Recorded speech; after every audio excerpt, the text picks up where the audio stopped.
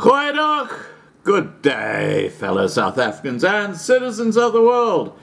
And with the third coronavirus now being identified in South Africa, and also in Hilton and KwaZulu-Natal, and not sure of the association with the first victim of coronavirus. But anyway, getting back to this video, after a long-running battle, the drama between President Cyril Ramaphosa and Public Protector Busisiwe Mkhwebane reaches a climax this coming week. On Tuesday, judgment will be handed down in the case brought by Ramaphosa for a judicial review of Mkhwebane's report on the funding of his 2017 ANC presidential election campaign. He applied to the High Court in Pretoria to have a report overturned and declared unlawful. If Mkhwebane loses the case, it will be called another devastating blow to her credibility, which has been called into question by a series of court judgments that have reflected on her competence. It would also give ammunition to those seeking her removal. A parliamentary process initiated by the Democratic Alliance is already underway. Arguments in the case were heard by a full bench in the High Court in February. In her report, Mkhwebane found that Ramaphosa had misled Parliament, violated the Executive Ethics Code, and acted inconsistently with his office in relation to the 500,000 rand donated in 2017 by the late Bosasa boss Gavin Watson to Ramaphosa's ANC or CR17 campaign. Mkhwebane also found prima facie evidence of money laundering in the more than 400 million rand donated to the campaign. The main pillars of Ramaphosa's defense is that he did not know about the 500,000 rand donation made to his CR17 campaign, and that Mkhwebane does not have jurisdiction to investigate donations made to a private political campaign. Well, surely if you're a politician, she does. Meanwhile, another drama will be unfolding in Tshwane, which will be placed under administration at the instigation of Gauteng Premier David Makhura.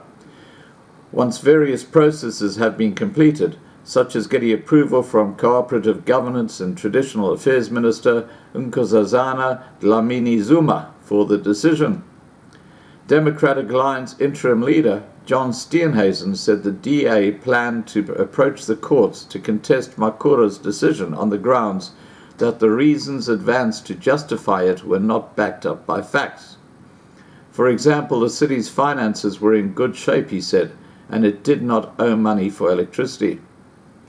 The DA's legal team is busy preparing the papers, but Steenhuisen said it has not yet been decided whether to apply to court by way of an urgent application or through the normal court process. If Makhura's decision is approved by the minister, the council will be dissolved and an administrator appointed to run the municipality until elections, which have to take place within 90 days. Makhura justified his decision on the grounds of the ongoing mismanagement of the city, its failure to suspend conditional grants, its inability to pay creditors, and the lack of service delivery. Well, it's interesting because the Tshwane council is actually run by the DA. And of course, because it's not run by the ANC, they're trying to upend it. This is what this is all about. Because every municipality in South Africa has exactly the same issue, but no, they're pointed at the one that's run by the DA. Very interesting. On Wednesday, ministers in the social cluster, including education, health, social development, and human settlements, and water and sanitation, will answer questions by MPs in the National Assembly, and it will be Deputy President David Mabuza's turn on Thursday. Mabuza will be put on the spot by a question from EFF Deputy President Floyd Shivambu, who wants to know who misled Ramaphosa about the state affairs at Eskom and what accountability there has been in the matter. This refers to Mabuza's January statement that Ramaphosa had been misled by Eskom, which, contrary to his promises, had to resort once again to load shedding early in January because of supply constraints.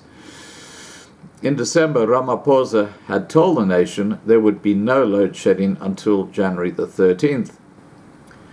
Parliamentary committees will continue with their work. On Tuesday, the DA plans to grill the National Lotteries Commission about corruption allegations when it appears before the Trade and Industry Committee. A joint committee of the Communications and Sport, Arts and Culture Committees will be briefed by the Independent Communications Authority of South Africa, or ICASA, on its sport broadcast regulations. ICASA is introducing various amendments to open up the pay TV market and ensure that sporting events of national importance are easily accessible to viewers. Well, I can tell you guys what happens down the track, okay? Because this is exactly the way that Australia went about 20 years ago. Yeah, Fox could cover various sporting events as long as the major ones were still allowed to be shown on free-to-air. Guess what? 20 years later, the rules have changed. Unless you got Fox, you can no longer watch those sporting events. So just bear that in mind when they talk about this, because the same thing will happen in South Africa. Anyway, let's continue. On Wednesday, the Select Committee on Public Enterprises and Communication will be briefed by the Department of Communications on spectrum policy, and the Health Committee will be briefed by the Competition Commission on the Healthcare Market Inquiry Report. And the elephant in the room that apparently is not going to feature is the coronavirus. Crazy. But it is South Africa. All right, guys, please remember to subscribe to be kept informed. Ring the bell for the updates. Please like this video. Please share this video. And above all, please stay safe.